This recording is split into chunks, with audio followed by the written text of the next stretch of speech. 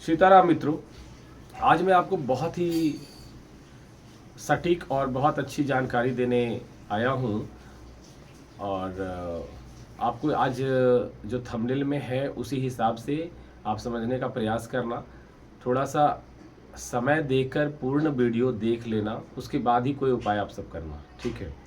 तो आज जो मैं आपको बात समझा रहा हूँ ये है, अगर किसी को शारीरिक कष्ट बहुत दिनों से है और वो ठीक होने का नाम नहीं ले रहा है, लग रहा है कि कोई ना कोई ऐसा बीमारी है जो इसको अंदर से पकड़ के रखा है, शरीर के भीतर से जो है वो मतलब विचलित करके रखा है। दूसरा, आप ये भी समझ सकते हैं कि कोई हो सकता है किसी जादू टोना टोटका या किसी तंत्र बाधा के कारण भी ये परेशान है। अगर आप इस दोनों में से कोई भी तरह से आपको लग रहा है कि हाँ ये जो है मरीज जो है या हमारा परिवार जो है वो ठीक नहीं हो पा रहा है अच्छे से, दवाई का जो है इस पे प्रयोग हो रहा है लेकिन वो बढ़िया से जो है लाभ नहीं दे पा रहा है, तो फिर आप इस उपाय को अवश्य करके देख लेना। मेरी गारंटी है कि उसके बाद आपको अच्छा फल मिलेगा और फ़ायदे भी आपको इससे होंगे। देखिए क्या करना है कि रात को जब सोते हैं, देखिए आपको आज मैं 2 उपाय बताऊंगा, ये दोनों उपाय ही कर लेना। एक तो उपाय है जो एक टोटका है, टोटका के तहत आप कर लो। दूसरा जो है वो आध्यात्मिक है, पूजा के द्वारा कर लो। तो पहला टोटका करना है कि रात में जब सोते हैं तो जिस कमरे में आप सो रहे हैं उस तकिए के नीचे एक नया दर्पण लेकर आ जाए। दर्पण यानी मिरर है ना, एक छोटा सा ऐनक जो देखते हैं आप फेस अपना उसमें, वो एक छोटा सा दर्पण लेके आ जाए और दर्पण को अपने तकिए के नीचे रख के सो जाए। उसके बाद सुबह जब उठे तो उस दर्पण में सबसे पहला जो अपना चेहरा है आप उसी दर्पण में देखें, कहीं और इधर उधर ना किसी को ना देखें। कहने का तात्पर्य है कि उठते साथ सुबह सुबह भोर में, जैसे ही सुबह होती है एकदम ब्रह्म मुहूर्त 4 बजे 5 बजे ही उठ जाना है और उठकर अपने अपने चेहरे को उस दर्पण में देखना है। और देखने के बाद उस दर्पण को आप किसी भी पेपर में लपेट करके, मतलब मोड़ करके उसे, और आप अपने घर से तुरंत बाहर निकल जाए।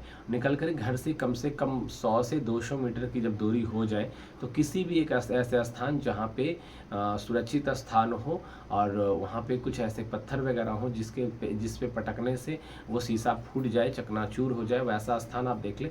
और उसके बाद ये ध्यान जरूर रखें कि वहाँ पे शीशा फूटने के बाद कोई बच्चे वहाँ पे ना खेलते हों या फिर किसी तरह का वो ग्राउंड ना हो जहाँ पे लोग टहलते हों। तो कुछ इस तरह का स्थिति देखिएगा जो बहुत ही मतलब किनारा हो, वहाँ पे कोई आना जाना ना करे, या कोई कचड़ा वचड़ा जहाँ पे फेंका जाता है उस ऐसा स्थान पे करिएगा जहाँ पे ये टोटका किसी को इससे आपका दिक्कत ना आए बाद में। करना क्या है, उस शीशे को आपको एक बार में ही पटक के फोड़ देना है। अब जैसे ही शीशा फूट जाए वैसे ही आप पीछे घूमकर जो है अपने घर आ जाना है। ये एक टोटका है, इससे आपको बहुत लाभ मिलेगा। शीशा फूट जाना चाहिए, ये आपको अवश्य ध्यान रखना है। अगर शीशा नहीं फूटता है फिर ये बहुत बड़ी विपदा की बात हो जाएगी। आप मुझे अवश्य उसके बाद कमेंट कर देना कि शीशा नहीं फूटा है, तो फिर मैं इसके लिए उपाय अवश्य बता दूंगा। ऐसे अमूमन शीशा फूट जाता है, बहुत ऐसी ज़्यादा जो खतरनाक कष्ट होती है या खतरनाक ऐसे कोई नेगेटिव एनर्जी होते हैं तभी ये शीशा नहीं फूटता है, वरना अधिक जो जगहों पे मैंने बताया है, अधिक केसों में ये होता है कि फूट ही जाता है।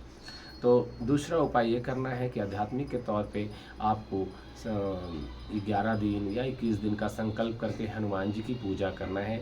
और पूजा करते हुए एक ऐसा उपाय करना है कि मंगलवार को चौमुखी दीपक बना के अपने घर के बीचों बीच में आप, जैसे घर का मध्य है जहाँ पे होता है वहाँ पे एक चौमुखी दीपक जलाएं, बड़ा सा दीपक, मसाल जैसा दीपक जलाएं, ठीक है। और वहाँ पे क्या करें, आटे से बनाकर वो दीपक जलाएं। और जो भी मरीज है, चाहे आप हो परेशान या फिर आपके कोई घर के या किसी तरह का तंत्र मंत्र बाधा से भी वो परेशान है, तो करना क्या है कि उस दीपक के पास उसे बैठा करके वहाँ पे वो हनुमान चालीसा पाठ करे। वो ना करे तो आप कर ले, 7 हनुमान चालीसा पाठ करे। ये जो कार्य करे ये मंगलवार या शनिवार को करे। और 7 हनुमान चालीसा पाठ करने के बाद वो चारों तरफ से उस दीपक के और आप परिक्रमा करें। एक परिक्रमा हो जाए और अपने हाथ से एक लौंग को जो है ना उतारा करने के बाद आप उस दीपक में डाल दें। इस तरह से उसमें आप 5 परिक्रमा करें और 5 बार अपने सर से उतारा करके, 3 बार उतारा करना है और उस दीपक में डाल देना है। दीपक में डालते हुए जैसे ही आपका पूरा परिक्रमा 5 खत्म हो गया, फिर वो दीपक को पूरी तरह से जलने दें वहीं पे, और जब जल कर वो पूरी तरह से आग उसका जब बंद हो जाए, दीपक जो है वो बुझ जाए, उसके बाद उस आटे के जो दीपक है उसे आप पूरी तरह से फिर से आप उसे आटा बना दें, दीपक ना रहने दें, और फिर ले जा कर के किसी भी स्थान पे, ऐसे स्थान पे जहाँ पे कि चींटियाँ हो, है ना, या चिड़ियाँ वगैरह आती हैं, पक्षियाँ आते हैं, उस स्थान पर रखें जिससे कि उनका वो उसे खा सके। और जैसे मछलियों को दाना के तौर पे अभी आप उस आटे को दे सकते हैं, छोटा छोटा करके आप किसी पानी में छोटा छोटा करके डाल दो जिससे मछलियाँ खा जाएं।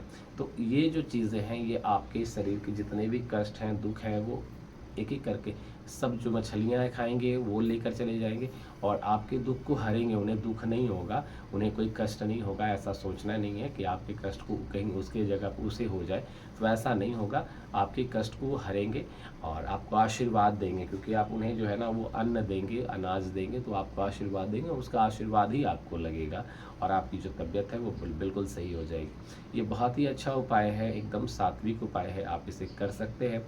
हाँ, बात रही 11 दिन का संकल्प, 21 दिन का, तो आप किस दिन ये कार्य किस दिन करें। देखो 11 दिन का संकल्प ले लेना या 7 दिन का, 7 दिन का संकल्प लेकर 7 दिन हनुमान चालीसा पाठ कर लेना। आने वाले बीच में किसी भी दिन अगर मंगलवार और शनिवार पड़ता है उस दिन ये उपाय कर लेना। बस इतना ही करके आप अपना बेड़ा पार कर लेना और हनुमान जी के सच्चे भक्त बनकर रहना। यही मैं हमेशा आप सबसे विनती करता हूँ। चलिए, अब अगर किसी तरह का भी प्रश्न हो तो मुझे अवश्य कमेंट करना। जय जय सिया राम, सीताराम सीताराम।